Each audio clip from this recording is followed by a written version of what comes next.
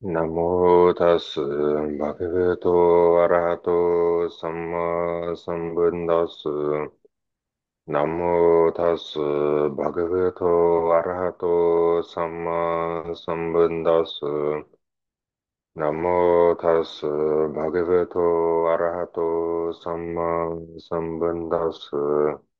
kiṃsu chetvā sukhaṃ seti, kiṃsu chetvā socati, kissassu ekadhammassa, vadhaṃ rocesi gotamā, kodhaṃ chetvā sukhaṃ seti, kodhaṃ chetvā socati, kodhassa visamūlassa, madhuraggassa devate, vadhaṃ ariyā pasaṃsanti, tañhi chetvā socatī. Having slain what, does one sleep soundly? Having slain what, does one not sorrow? What is the one thing, O Gotama, whose killing you approve? Having slain anger, one sleeps soundly. Having slain anger, one does not sorrow. The killing of anger, O devatā, with its poisoned root and honeyed tip, this is the killing the noble ones praise. For having slain that, one does not sorrow. So welcome to our second session of our Vasa 225 Dhamma Talk series. You may have recognized that verse there. It's from the Sagata Vagga of the Samyutta Nikaya. Now, when we have, for those who know, this particular section of the Samyutta Nikaya is concerned with, it's mostly small suttas. And so each of these little suttas, most of them are riddles. And so the first part of this Sagata Vagga has questions from devatas. So this is from a deva. And then so the Buddha has answered this riddle. And it's one of the most famous riddles in the collection. And it also matches quite well with a question that a lot of people are asking at the monastery. People are coming and asking how to control their anger. So I thought we could take this as a topic today and explore what the Buddha has to say about it. Now, before we go to the Chinese, we have to understand that this question doesn't have only one answer. There are many different techniques that the Buddha taught for dealing with anger, and so we have to check the situation and try to understand all of the factors before coming to a conclusion. 消灭什么事物，人可以安眠呢？消灭什么事物，人就没有忧愁呢？到底是什么事物啊？乔达摩，到底需要断除是哪一种事物可以呢？乔达摩，消灭了愤怒，人就可以安眠；消灭了愤怒，人就没有忧愁。所以要断除愤怒，天生啊，这愤怒看似花间有蜜，而根却有剧毒。断除愤怒是被圣人所赞成的，断除愤怒后就不再忧愁了。大家好，欢迎参加我们2025年元就的第二次佛法讲座。可能很多人已认出了这开场的寄颂，它出自相应部的有机品 Sagata Vagga。这个句子代表了所有佛教国家在寺院中最常被提问的其中一个著名的谜题：如何应对愤怒？所以，这似乎这个很适合今天探讨我们的，这是很适合今天探讨的一个话题。如果你们该如何对峙愤怒这个问题有下意识的答案，我会建议这是个可以有多个适合答案的议题，每种情况都需要根据其具体的细节来考量。So anger, like all mental states, it has two sets of conditions. We have an internal set and an external set. And so we have to if we can understand the different factors that lead to the rising of anger, then we can understand how we can alter these in a way that would lead to the ending of anger. Of course, this is in a one talk we can't explain everything, but at least we can get some hints about how to control anger in daily life. So there's a famous story in Canada, and it's called Anne of Green Gables. It's a children's novel about a little girl who was adopted by an elderly pair, a brother and a sister, an unmarried brother and sister, and so they ended up adopting this little girl. So it's an incredibly famous story that many children will have studied in school. And in one part of the novel, Anne has she envies her aunt for having a beautiful amethyst brooch. And so one day she goes up to her aunt's room. Her aunt's name is Marilla. She goes up to Aunt Marilla's room and she puts it on her she pins it on her dress just to see how it will look. And she put it back on the shelf um, and forgot about it. Unfortunately, the next day, Marilla came down and it seems that the brooch had disappeared. And Anne was forced to admit that it was her she had tried on the brooch, but she said that she had put it right back. Now, Marilla didn't believe this. She said, "There's no brooch there. Someone must have took it, and that someone was you. And until you admit that, I'm going to lock you up in your bedroom." And so she spent one night grounded. She was stuck in her bedroom and she didn't have any other choice. So she made up a story. And the story was that she had taken the brooch outside. She really liked the way it looked. She'd worn it. She'd taken it outside and then it had fallen into the lake and she had lost it. Quite a long story. And so when Aunt Marilla hears this, she was quite upset. She doesn't decide to lift the punishment. She continues to punish Anne, right? Until later she finds the brooch and she realizes that she had accidentally misplaced it. And she realized her mistake.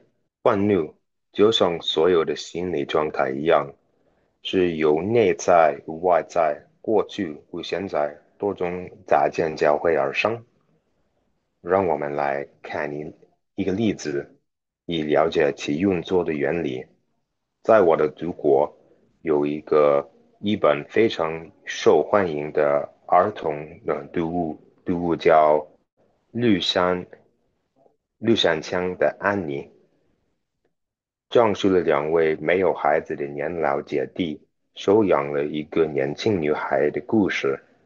这个女孩名叫安妮，她的养母名叫玛丽拉。安妮对玛丽拉的一颗紫水晶胸针非常着迷，于是有一天，她偷偷拿去试戴，想看看效果如何。不幸的不久后，玛丽拉发现胸针不见了。在追问下，安妮被迫承认是她拿了胸针去试戴。她一开始将自己立刻放回了原处，但玛丽拉不相信，认为安妮在说谎。他将安妮关在房间里作为惩罚。安妮为了离开房间，他就编造了一个长篇故事，讲述了他把胸针带到外面，以后弄丢了，直到玛丽拉最终找到了胸针，这个谎言才被拆穿。So in this story, then we have some internal causes and some external causes. We can see that the aunt or the foster mother, Marilla, she's become angry because she lost her precious brooch. So she has the perception that this brooch has some value to her. And so because of that, she's upset. But she's also upset because she's afraid for the sake of her stepdaughter, for Annie, and she's afraid that she might become a dishonest person when she grows up. If she's acting this way at this age, then how will she act when she grows up? So we have a series of different conditions based on Marilla's past experience and perceptions. 在这个故事，玛丽拉之所以生气是因为她丢失了胸针，并认为安妮为此撒了谎。这些都是外在的诱因，内在的原因则是由于过去的认知和经历所造成的。比如，胸胸针对他来说是件珍贵的物品，并认为会撒谎的孩子长大后不会成为一个诚实的人。当他找到了胸针，并意识到是自己胁迫安妮做出了虚假的供述，愤怒才得以消解。So it's not that complicated to understand the situation. Many people can empathize with it. The reason I chose this particular story is because a lot of parents are faced with this sort of situation. And the situation is simply they're upset about something, but at the same time, they have to make a decision. This can happen at work, but especially, as I mentioned, it will happen to parents if a child has done something wrong, or if they're accused of doing something wrong by their teacher or by the principal at school. And you can be upset about the situation, but you can't just sit down and try to meditate. You can't just sit down and focus on your breath. So under this kind of situation, uh, we have a few different options. And one thing we can do is try to split the situation into two different aspects. So that would be how to make the decision and how to calm down afterwards. 这个故事内容很容易理解，但我特别挑选了这个故事，还有另外一个原因。当你情绪激动时，却又要做出决定时，该怎么办？父母经常会遇到这样的情况。当然，孩子在行为不当时是需要得到一些教训，但当我们生气的时候，往往会做出错误的判断，就像故事中的玛丽拉一样。有时我们必须在还没有完全冷静下来之前做出决定，无论是在家里还是在工作场合。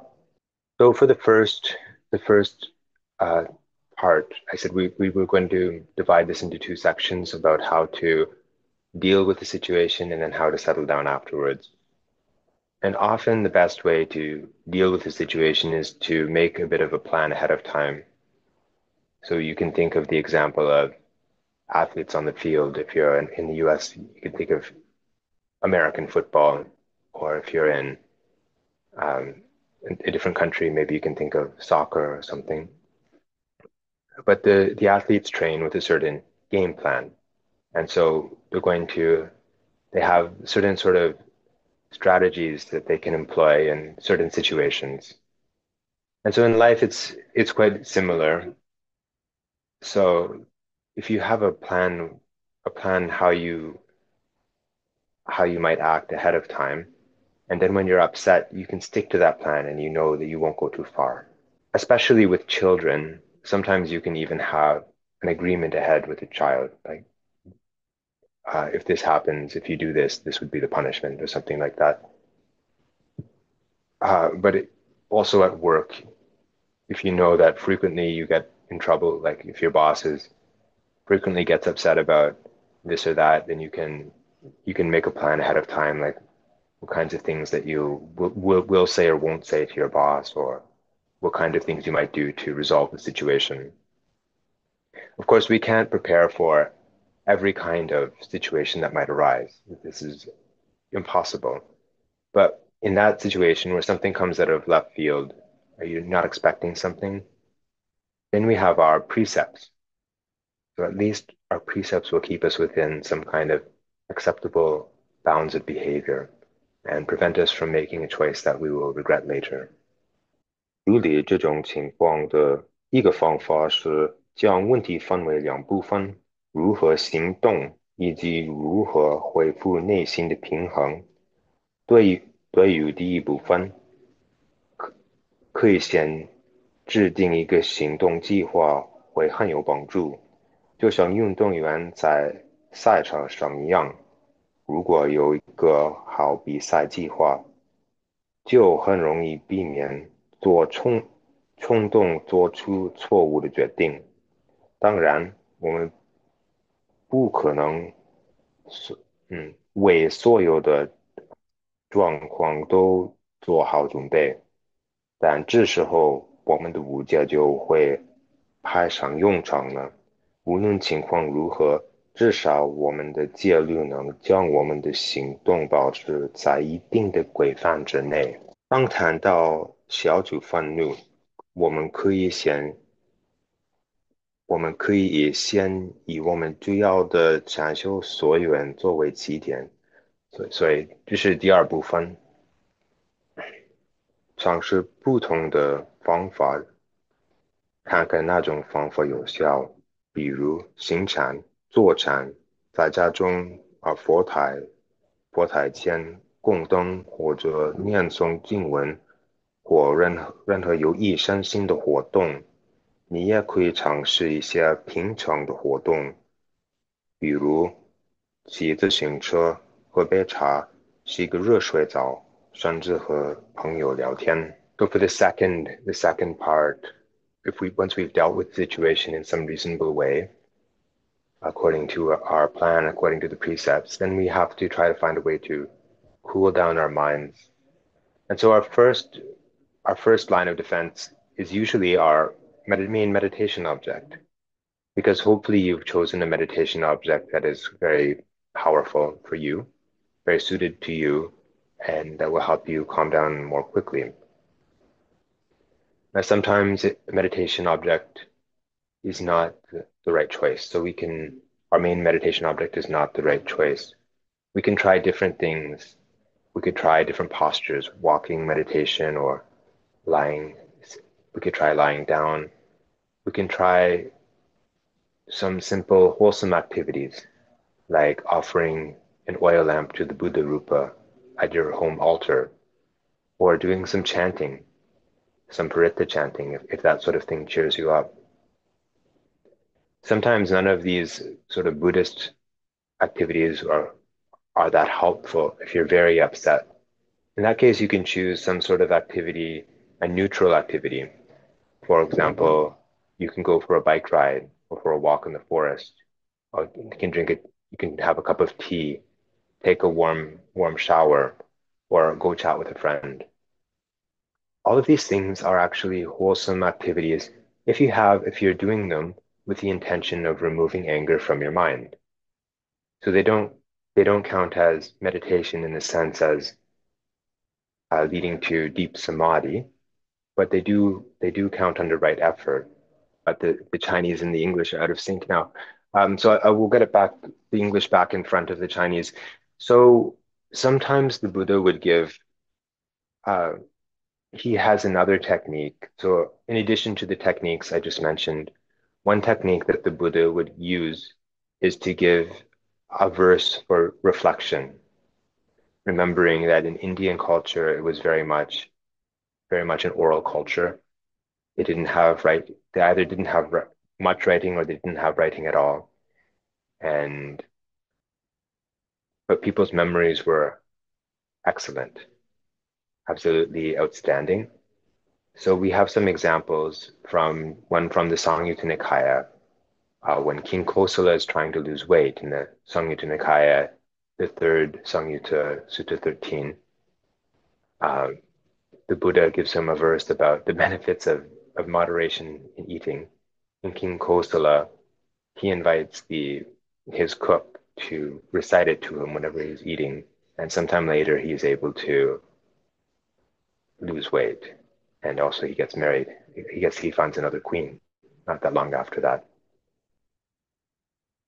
We also have the example of Chulapantaka, Arahant Chulapantaka, who who is considered to be very unintelligent. But the Buddha gave him this verse, and he gave him a white cloth to recite this verse, something like Rajo Haranam. It means like removing dirt or something like that. And he was able to attain Arahant by reflecting on this verse. But more to the point, we have some examples. We have an example in the story of Prince Digavu. The story of Prince Digavu, his father gives him a verse about not seeking revenge and and about forgiving. He gives this verse on his right before he is executed. And so Prince Digavu, this is a story from the Vinaya, and so Prince Digavu is able to prevent himself from killing another king when he gets the chance to take revenge on the king who has taken the lives of his parents. He remembers this verse and he spares their lives. And he also spares himself the bad karma he would have made um, by such an action. So what kind of verse to choose if you like this? One way to do it is to simply use the verse that we started with today about the slaying of anger. Or you can choose another verse, this Nahi verena verani sammante de kodachanam, this verse from the Dhammapada. Not through hatred is hatred stilled, that verse. Any verse that's of a suitable length, that is easy to remember, pleasant to remember for you. It's something that you're willing to reflect on again and again. Because if you don't make it a habit, if you don't reflect on it, say every day or a few times a day, then it won't really be there when you need it, when you're upset. But this is definitely an effective way of trying to bring ourselves to restore balance to our minds once we've become angry. 有时佛陀会送出一首寄语给人来思考，例如波斯匿王试图减肥，相应部3.13，以及朱利潘托家的故事，在提加波王子的故事中，他的父亲送给了他一首偈子，一个关于不寻求报复而选择宽恕的一段寄语。他在关键时刻适时记起了这段寄语，从而阻止了他自己杀死了一位国王。你也可以选择我们今天开场的那首句子，或者选择任何建议，意思恰当，篇幅简短，便于记忆和经常思考的寄送。我刚刚送了那一位人的维拉呢，就是比较流行的一个啊寄语，在法句经。佛陀还建议通过反思不善念头的危险来处理它们，例如中部20经在正式部里，还有一篇经文列出了愤怒的一些危害。So we have another way, another method that the Buddha has given, and that is um, this is to reflect on the dangers of anger. And so we have, especially in this Vitakka Santana Sutta, this is reflecting on the dangers of unwholesome thoughts is one method that's recommended. But today we're going to look at one sutta from the Anguttara Nikaya, Sutta number 64 in the sevens. Keep in mind, different collections of Tipitaka collections have slightly different numbering for the Anguttara Nikaya. But anyway, you'll recognize the sutta about seven things that will gratify your enemy when you become angry. So I'm going to try to keep it in sync. So I'll read one in English and then The translation in English is by Ajahn Sujato, and then I will read the translation in Chinese, which is, I believe it's been translated from the English. Mendicants, these things that please and assist an enemy happen to an irritable man or woman. What 7? Firstly, an enemy wishes for an enemy. If only they'd become ugly. Why is that? Because an enemy doesn't like to have a beautiful enemy. An irritable individual, overcome and overwhelmed by anger, is ugly, even though they're nicely bathed and anointed, with hair and beard dressed, and wearing white clothes. This is the first thing that pleases and assists an enemy, which happens to an irritable man or woman. 朱比丘，一个易愤怒的女人或男人会遭遇七种令其敌人欢喜和注意敌人的事情，是哪七件事呢？首先，人们希望对自己的仇人说：“但愿敌人变得丑陋。”为什么呢？因为不喜欢自己的敌人是美丽的。当一个易怒的人被愤怒所淹没征服，即使他们目无情节，涂抹了香油，并梳头剃须，穿着洁白的衣服，也仍会显得丑陋，而这正是让其敌人感到高兴而欣慰的事情。这种事情容易发生在脾气暴躁的女人或男人身上。Furthermore, an enemy wishes for an enemy. If only they'd sleep badly. Why is that? Because an enemy doesn't like to have an enemy who sleeps at ease. An irritable individual. Maybe I'll comment a little bit in between the different verses. So the first one is saying that when somebody becomes angry, uh, they become ugly. And so you can think about if you if you have um, if you see somebody, maybe your brother or sister gets angry, you don't want to look at them. You want to go away, right? You don't like to be near somebody who's angry. So it's quite a simple meaning. Like on the surface, they look like unpleasant. 我就解释一下，就是如果人和人生气了，他们就是比较简单的意思。你不喜欢跟他们交流，你看他们看似比较丑陋，就是没有其他对的意思。So I'll move on to the second one. 第二个呢？Furthermore, an enemy wishes for an enemy. If only they'd sleep badly. Why is that? Because an enemy doesn't like to have an enemy who sleeps at ease. An irritable individual, overcome and overwhelmed by anger, sleeps badly, even though they sleep on a couch spread with woolen covers, shag-piled, pure white, or embroidered with flowers, and spread with a fine deer hide, with a canopy above and red pillows at both ends. This is the second thing. 其次，人们希望自己的敌人说，但愿他们睡不好。为什么呢？因为人们不希望自己的敌人睡得安稳。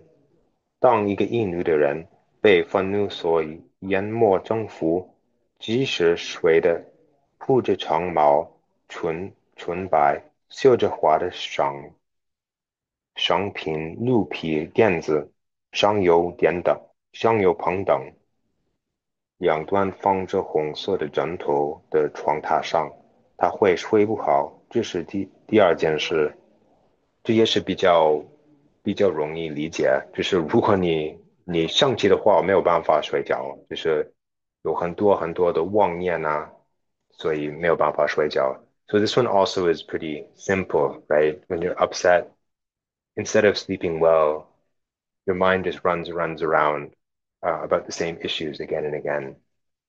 So there are also some stories in the Dhammapada commentary about this verse. There's a verse about um, this verse, Dhammapada verse, long is the night, to the third one. Furthermore, an enemy wishes for an enemy, if only their needs are not easily satisfied. Why is that? Because an enemy doesn't like to have an enemy whose needs are amply satisfied. When an irritable individual, overcome and overwhelmed by anger, gets what they don't need, they think, I've got what I need. When they get what they need, they think, I've got what I don't need. When an angry person gets these things that are exact opposite of what they need, it is for their lasting harm and suffering. This is the third thing. 再次，人们希望对自己的仇人说，但愿敌人的需求得不到满足。当一个易怒的人被愤怒所淹没征服的时候，得到他们所不需要的东西时，他们会以为我得到了我需要的东西。当得到需要的东西的时候，他们又认为我得到了我不需要的东西。当一个愤怒的人得到的东西是与他所需要的完全相反的时候，他们会遭受长久的伤害和痛苦。这是第三件事。所以这是因为如果我们有啊，我们生气的话，我们的心态还是有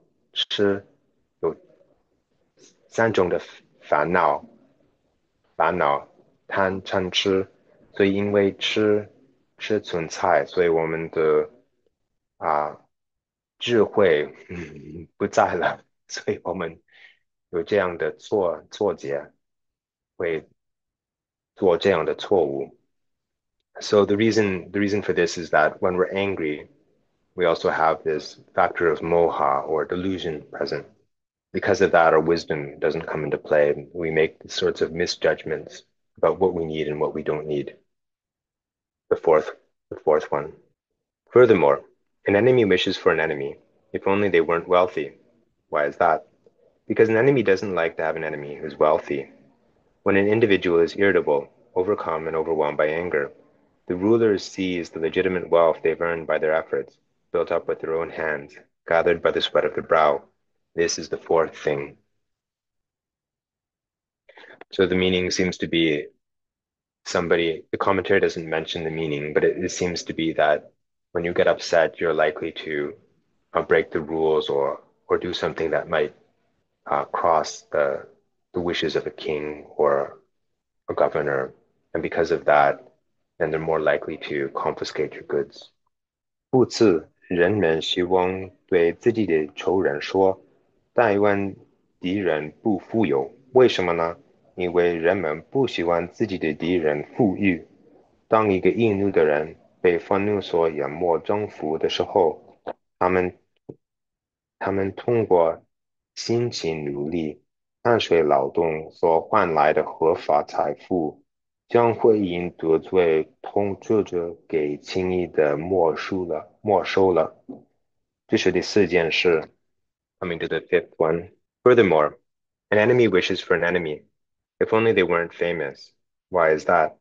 Because an enemy doesn't like to have a famous enemy. When an individual is irritable, overcome, and overwhelmed by anger, any fame they have acquired by diligence falls to dust. This is the fifth thing. So I think it's important to keep in mind in most cultures we have a difference between fame and infamy. I think in the present day, to some extent, infamy and fame have become a bit mixed up. So sometimes people will do something in order to become infamous, but the meaning here is that fame in the sense of a good reputation that is spread around. That's what will be lost if one misbehaves due to anger. 故此，人们希望对自己的仇人说：“但愿他们没有名声。”为什么呢？因为人们不喜欢自己的敌人有名气。当一个易怒的人被愤怒所淹没征服的时候，他们通过努力所获得的名誉会化为尘土。这是第五件事。I think in translation, and it's clearer than the English translation sometimes. No need to explain there. For the sixth one, furthermore, an enemy wishes for an enemy. If only they had no friends. Why is that? Because an enemy doesn't like to have an enemy with friends. When an individual is irritable, overcome and overwhelmed by anger, their friends and colleagues, relatives and kin avoid them from afar. This is the sixth thing. 故自人们希望对自己的仇人说，但愿他们没有朋友。为什么呢？因为人们不喜欢自己的敌人有朋友。当一个易怒的人被愤怒所淹没征服的时候，他们的友人、同事、亲戚和家人会远远避开他们。这是第六件事。所以，特别是因为如果你生气的话，可能会骂别人，所以你的朋友和亲戚人不喜欢跟你交流。So especially when you get upset, you're more likely to speak harsh words towards your friends or your family or your coworkers, and for that reason, they won't like to associate with you. And also, of course, it's easy to break a friendship. Don't forget that a few words can a few words placed at the wrong time can really ruin a relationship. Furthermore, an enemy wishes for an enemy, if only when their body breaks up after death, they're reborn in a place of loss, a bad place, the underworld, hell.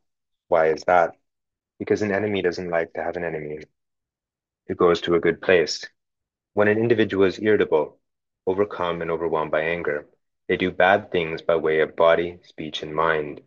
When their body breaks up after death, they're reborn in a place of loss, a bad place, the underworld, hell. This is the seventh thing that pleases and assists an enemy, which happens to an irritable man or woman. These are the seven things that please and assist an enemy, which happen to an irritable woman or man.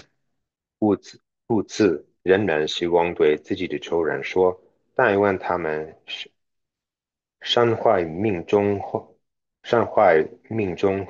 投生入恶趣、不善趣、地狱。为什么呢？因为人们不喜欢自己的敌人投生善趣。当一个易怒的人被愤怒所淹没征服的时候，他们会以身、口、意造作恶业，身坏命中后，投生于恶道、不善趣、有冥界、地狱。这是的七件是其仇人欢喜、有注意之事。这样的事情经常发生在容易愤怒的女人跟男人身上。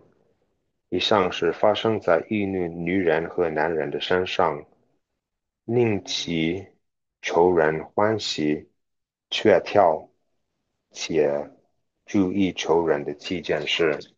These seven things are connected with.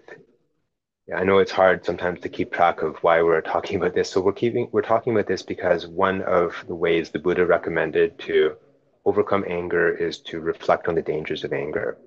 And so to choose a sutta like this can be very helpful to overcome this anger. 我给大家提醒一下，就是为什么我们刚刚听到这篇经文就是因为我们在考虑怎么去除愤怒，所以佛陀说考虑愤怒的嗯缺点、危害是一个办法，我们可以用的一个办法。So we can reflect on these seven dangers, and perhaps it will help us to remove anger from our mind. 所以形似这七件事可能会比较容易帮助我们除除愤怒，除除生气。We didn't discuss the most direct way of removing anger, and this is recommended in the Visuddhimagga.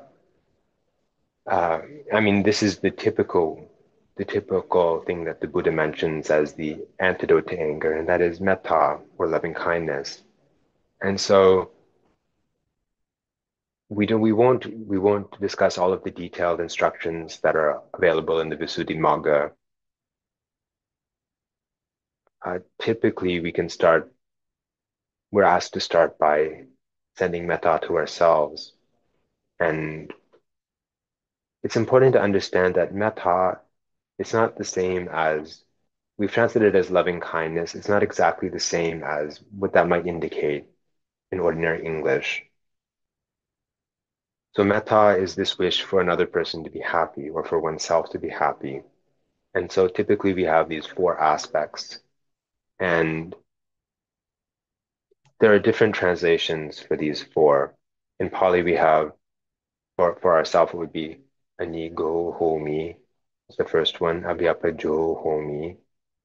Sorry, it's avero homi, abhyapajo homi, anigo homi, sukhiyatanang pariharami. So we have these four aspects. And one way of translating them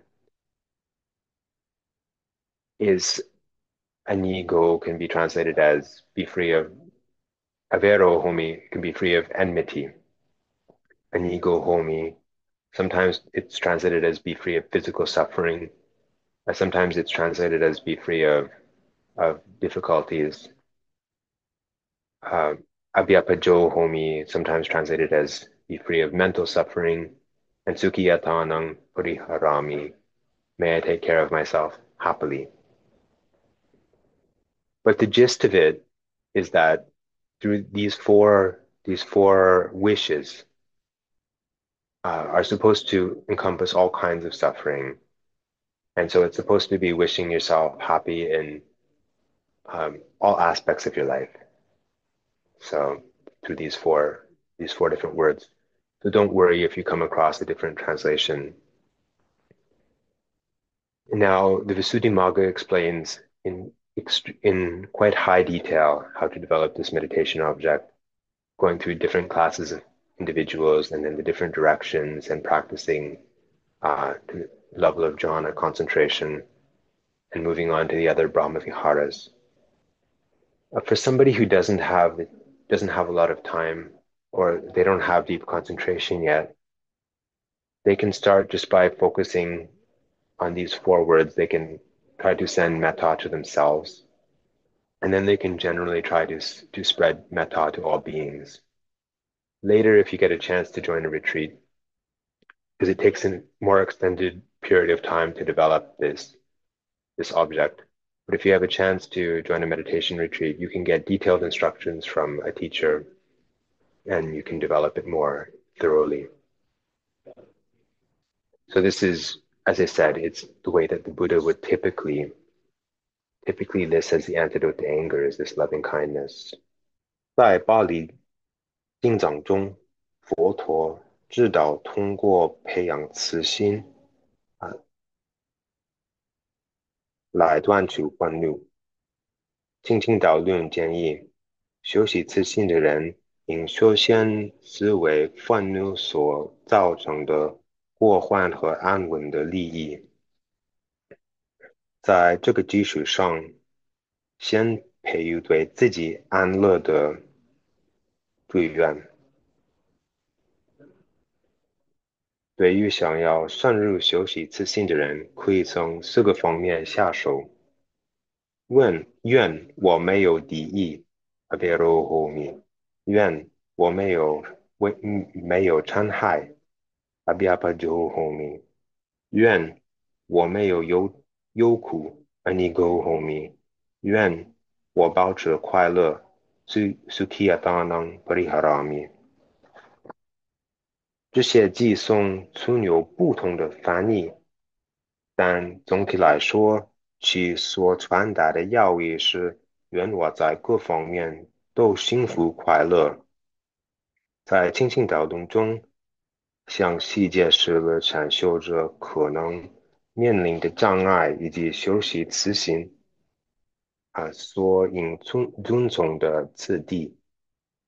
在初学阶段，禅修者只需要培育自信给自己即可，进而也尽可能尝试对所有众生散播自信。如有因缘参加长期的禅修营，暂修着可向老师请求更详细完整的慈心教导。So we have, before we finish the main part of the talk, we actually have a question left over from last time. So to conclude the last part of the talk, I'll read a verse from the Itivuttaka, and this is translated by John D. Ireland. It's this 27th sutta. Maybe I will chant it in Pali first, and then English, and then Chinese.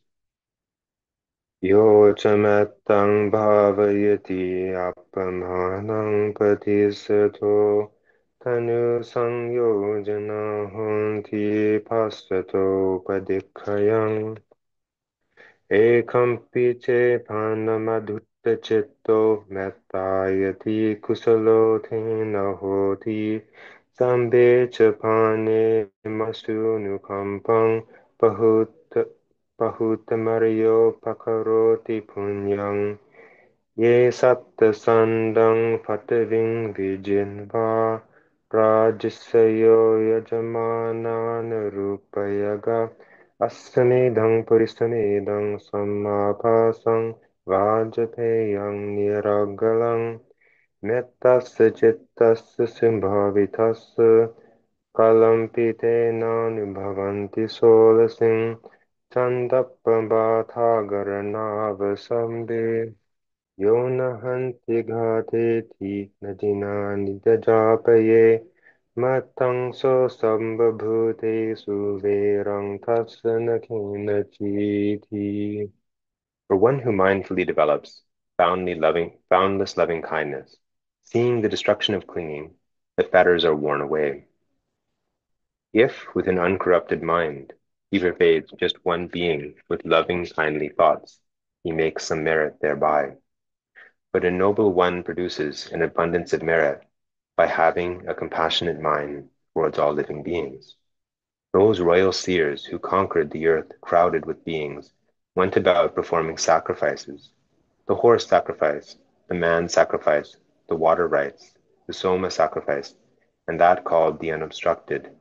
But these do not share even a 16th part of a well-cultivated mind of love.